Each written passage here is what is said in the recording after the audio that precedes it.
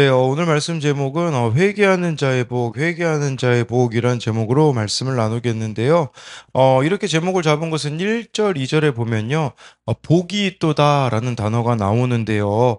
이것은 히브리어로 그 아쉬레라는 단어가 쓰였습니다. 이것은 행복이라는 의미라고 보시면 됩니다.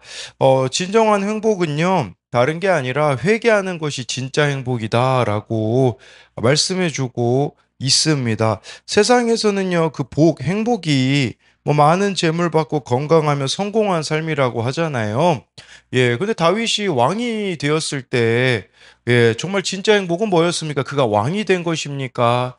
아닙니다. 그 왕의 자리에서 회개할 수 있다라는 것이, 여러분, 왕의 자리에서 회개하는 것이 정말 어려운 일 아니겠습니까? 근데 진짜 행복은 바로 거기에 있다라는 그 고백이 오늘 다윗이 쓴 이 시편에 보면 나와 있기 때문입니다. 그래서 오늘 말씀을 통해 그 회개하는 자의 복을 누리시기를 소망합니다. 첫 번째로는요, 죄는 드러내야 힘을 잃습니다. 1, 2절인데요. 허물의 사함을 받고 자신의 죄가 가려진 자는 복이 있도다. 마음에 간사함이 없고 여호와께 정죄를 당하지 아니하는 자는 복이 있도다라고 이렇게 말씀해 주고 있는데 오늘 말씀은 그 다윗의 마스길이라고 위에 보면 쓰여 있습니다. 이 마스길이라는 것은요, 깊이 생각해야 할 교훈을 담은 시입니다. 그가 경험 가운데 깨닫게 된 것을 나누고 있는 것이죠. 다윗이 어떤 사람입니까? 인생의 정점이라고 여겨지는 왕이 되어서 승승장구하고 있을 그때에 그가 예, 있어야 될 자리에 있지 않습니다. 전쟁터에 나가야 되는데 나가지 않아서 결국은 우리아 장군의 아내인 바세바가 목욕하는 모습을 보고서는 그녀를 범했습니다. 그리고 능력으로 자신의 그 죄를 가리려고 하였습니다. 요압 장군을 시켜서 우리아를 전쟁터에서 죽게 하였는데 그렇다면 그는 행복했을까요? 아니라는 겁니다. 그렇기에 1절, 2절에서 다윗의 고백은 행복하지 않았기 때문에 진정한 행복은 죄를 자기 능력으로 가리는 게 아니라는 것을 보여주고 있는 것이죠. 그래서 진정한 행복은요, 예, 회개하는 것이라고 말씀해주고 있습니다. 1절에 허물의 사함을 받고 이 허물이라는 말은요, 하나님과의 관계를 거부하는 것을 말합니다. 더 구체적으로 말하자면 하나님의 말씀을 거절하는 것을 뜻합니다. 여러분, 우리는요, 하나님 말씀 없이 살면, 네, 그게 행복할 것 같지 않습니까? 내 마음대로 살면 좋을 것 같지 않습니까? 그런데요, 예, 여기 보면요, 예, 여기서 사함을 받고, 이 받고라는 단어가요, 예, 이것은 하나님께서 회개하는 자의 짐을 들어주셔서 그의 부담을 가볍게 하신다라는 의미가 있습니다. 그런데 여러분, 우리가 허물의 사함을 받지 않으면 어떻게 되어질까요? 우리의 인생의 짐은 무거워질 수밖에 없다라는 뜻입니다. 그렇기 때문에 이 사함을 받으면 가벼워지는 것인데, 예, 회개하지 않으니 갈수록 우리들의 인생이 점점 무거워지는 것이겠죠. 또한 2절에 보니까요, 마음에 간사함이 없다라는 것은요, 진실하게 고백하는 또는 위선을 벗어던진이라는 뜻을 가지고 있습니다. 즉, 솔직하게 자신의 잘못을 인정하고 그것을 감추지 않는 자가 바로 마음에 간사함이 없는 자인 것이죠. 이런 자는요, 또한 여호와께 정죄를 당하지 않는다라고 2절에서 말씀해 주고 있는데, 예, 이 정죄를 당하지 아니하는 자는 죄가 없는 것으로 하나님이 인정해 준 자라는 뜻입니다. 이것은 하나님 앞에 죄를 인정하고 회개하는 자의 모습을 보여주고 있는 것이죠. 그러니까 1, 2절은 다윗은 자신의 죄가 용서받고 허물이 덮이고 하나님께 죄를 추궁당하지 않고 죄 사함을 받아 마음이 간사함이 없는 상태가 얼마나 행복한지를 보여주고 있습니다. 지금은 주님의 품에 계신 허운석 선교사님이 쓰신 내가 왕 바리새인입니다라는 책에 이런 내용이 나옵니다. 가지고 와봤는데, 아들이 사춘기를 지나며 때마다 일마다 나를 괴롭게 했을 때 나는 내 죄가 깨달아지지 않았습니다. 오히려 아들과 환경을 탓하고 하나님을 원망했습니다. 하루는 하나님 아들 때문에 미치겠어요. 왜 그대로 두시는 거예요? 라고 하자 하나님이 이렇게 말씀하셨습니다. 너는 아들보다 더해. 아들이 원수같이 미웠지만 사실 원수는 나 자신이었습니다. 어떻게 해도 깨지지 않는 나의 옛 자아였습니다. 그 사실을 회개하니까 아들이 달라졌습니다. 그러니까 아들을 통해 자기가 회개해야 된다라는 걸 알게 되었던 거죠. 그래서 이렇게 나오더라고요. 이후로 누구를 만나든지 그 사람의 단점이나 부족함이 보이면 나는 이렇게 기도합니다. 주님, 저는 더한 사람입니다. 그러면서 이런 내용이 나오더라고요. 오늘 내가 싫어하는, 분노하는, 속상해하는 그것이 무엇입니까? 그것이 그 사람 때문이 아니라 나 때문임을 깨달아야 합니다. 원수는 바로 나 자신을 깨달아 회개해야 합니다. 그러면 하나님이 평안을 주실 것입니다. 혼돈 가운데 있는 내 심령에 빛을 창조하실 것입니다. 하나님은 주님, 제가 죄인입니다 하는 고백을 가장 기뻐하십니다. 3절부터 5절인데요. 내가 입을 열지 아니할 때 종일 신음함으로 내 뼈가 쇠하였도다. 주의 손이 주야로 나를 누르시오니 내 진액이 빠져서 여름 가뭄에 마른같이 되었나이다. 내가 이르기를 내 허물을 여호와께 자복하리라 하고 주께 내 죄를 아뢰고 내 죄악을 숨기지 아니하였더니 곧 주께서 내 죄악을 사하셨나이다. 다윗이요 그 우리아의 아내의 밧세바를 범하고 그 죄를 스스로의 능력으로 가리려고 했을 때 어땠는지를 경험해 보았기 때문에 이런 고백을 할 수 있는 겁니다. 지은 죄가 분명한데 3절에 보니까요 입을 열지 않았대요. 자신의 죄를 말하지 않고 감추었다라는 거죠. 감추었을 때 여러분 우리가 죄를 감출 수가 없어요. 왜 감출 수가 없습니까? 하나님이 살아계시기 때문이죠. 사람들은 속일 수 있습니다. 근데 하나님은 속일 수가 없거든요. 그러니까요, 종일 신음할 수밖에 없죠. 이 신음하다라는 것은요, 그 짐승의 울부짖음이라는 의미가 있거든요. 그러니까 자신의 죄를 말하지 않고 이렇게 감추고 있을 때, 밤낮 가리지 않고 죄책감과 양심의 가책에 시달려서요, 어떻게 됩니까?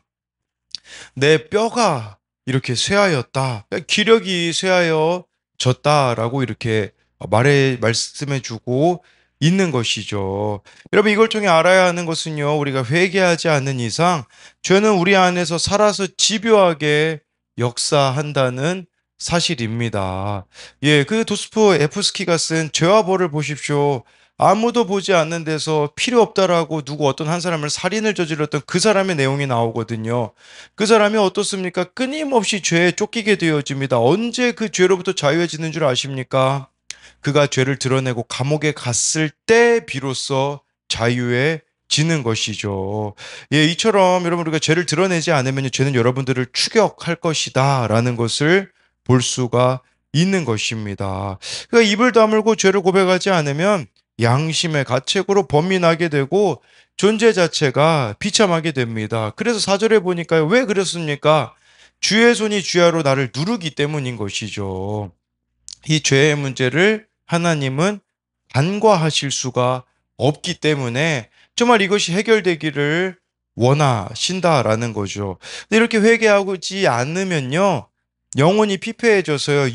육신과 영혼이 피폐해져서 진액이 빠져서 여름 가뭄에 마름같이 된다고 합니다. 마치 여름에 건조한 열기에 식물이 바짝 마르듯이 자신의 기력이 말라 없어지듯 되었다라는 겁니다. 여러분 이렇게 회개하지 않는 결과는 영적 육체적 쇠약함으로 나타나는 것입니다. 회개하지 않고 이렇게 침묵하는 것은요.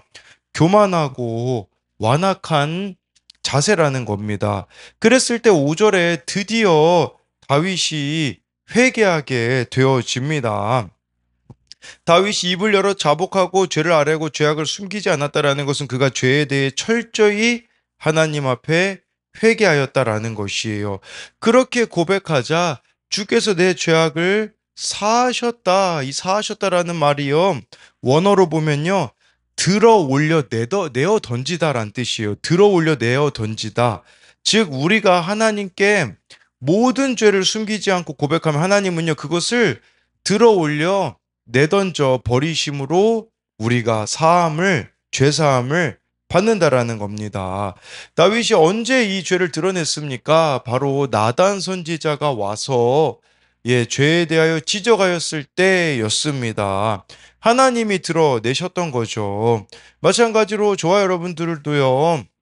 하나님이 죄를 드러내실 때가 있습니다. 그때에 정말 우리가 죄를 드러내야 합니다. 그러면 이 죄의 무게를 줄여주시고 고통을 감해 주신다라는 겁니다. 그래서 이것에 대한 적용 질문은 아무에게도 고백하지 못한 나의 죄와 허물은 무엇입니까? 나의 죄와 허물을 회개할 때 하나님이 나를 용서하실 것을 믿습니까? 또 한 가지는요.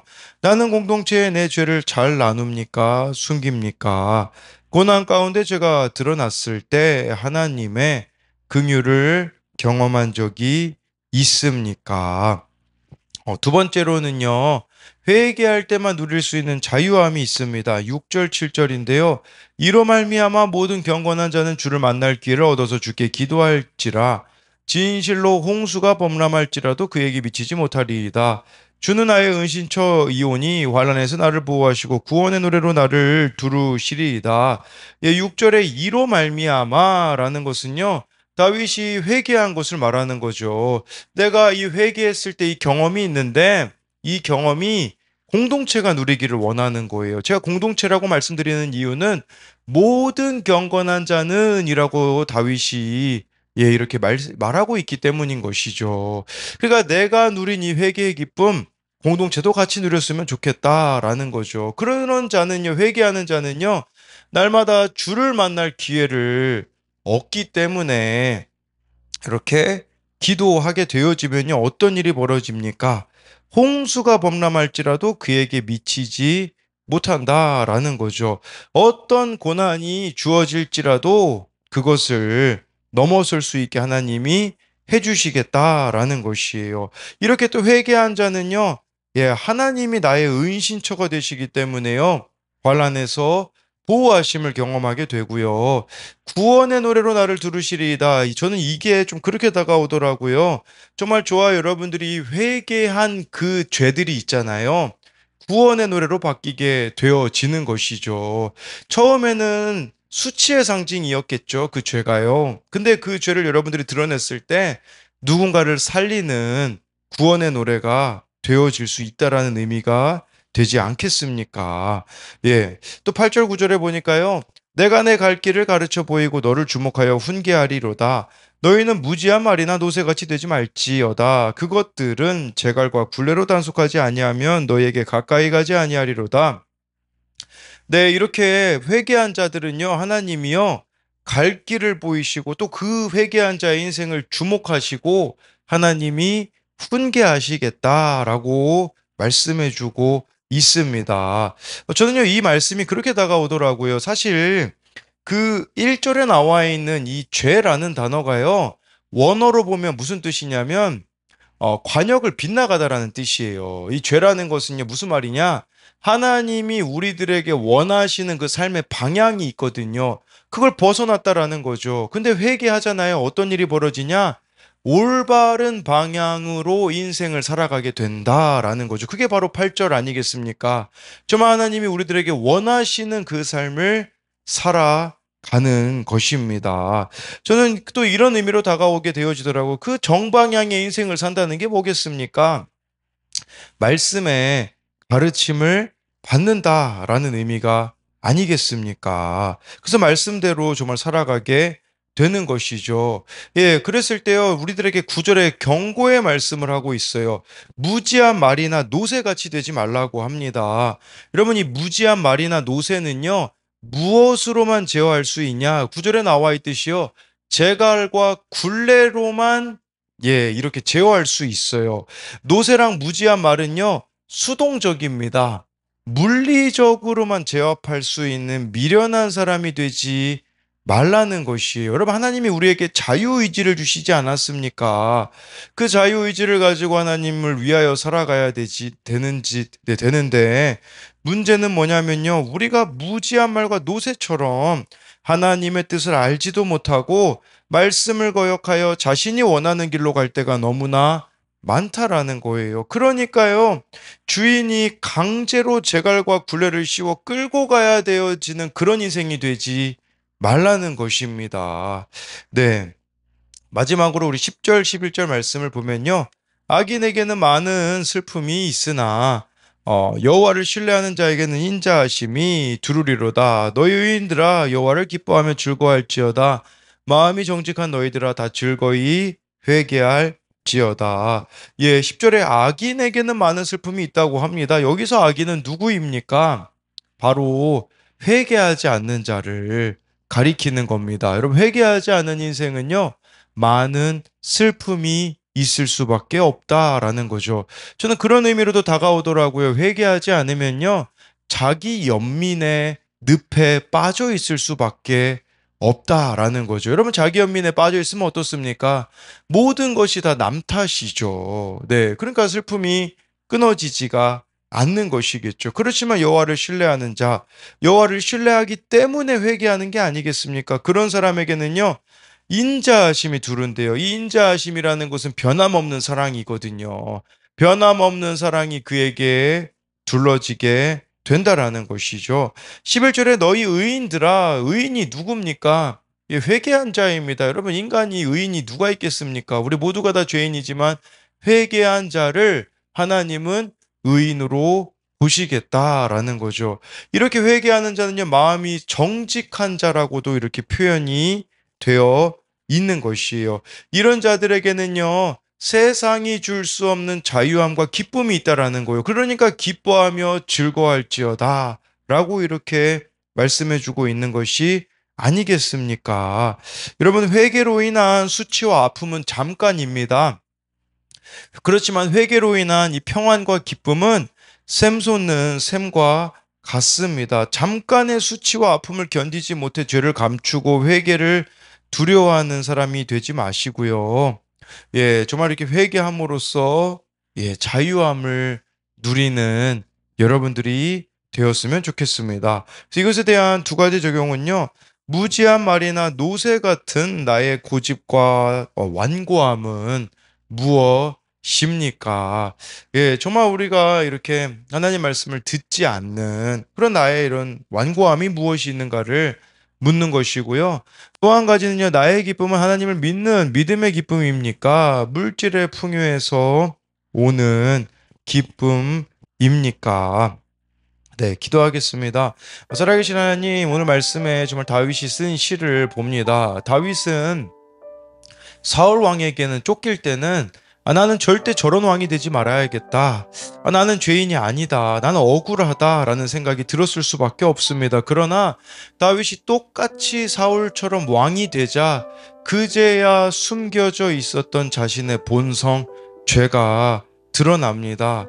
어찌 보면 다윗은 사울 왕보다 더 끔찍한 왕이었습니다. 정말 그렇게 남의 아내를 빼앗고 그렇게 그 남편을 죽여버리는 그런 끔찍한 자리에 있을 때 다윗의 고백이 무엇입니까? 정말 입을 열지 아니할 때에 종일 신음함으로 내 뼈가 쇠하였다고, 진액이 빠져 여름 가뭄에 마른같이 되었다고 고백하지 않습니까? 그러나 나단 선지자가 와서 책망하였을 때, 정말 그가 회개하였을 때 정말 그 죄사함의 기쁨을 경험했기 때문에 허물의 사함을 받고 자신의 죄가 가려진 자가 복이 있다고 하는데, 우리 또한 이 복을 누리기를 원합니다. 정말 나의 능력으로 덮고 있는 그 죄가 해결이 안 되어지기 때문에 우리 마음에는 슬픔이 가득할 수밖에 없습니다. 그러나 하나님께서 진리의 빛으로 그것들을 드러내실 때에 하나님, 우리가 회개하며 돌이킴으로써 하나님의 은혜를 경험하는 자가 되게 하여 주옵소서.